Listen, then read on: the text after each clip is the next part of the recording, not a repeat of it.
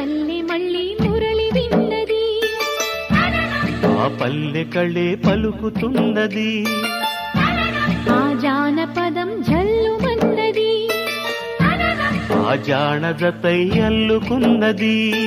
మొగలి పువ్వు మహారాజుకి మొదటి కానుక, ఎదను పరిచి వేసేయన ప్రణయ వేదిక. మల్లె నవ్వు మారాణి ఈ గొల్ల గోపిక, మూగ మనసు వింటున్నది మురళి గీతిక. ఏ పల్లె మళ్ళీ మురళి విన్నది, ఆ పల్లె కళే పలుకుతున్నది.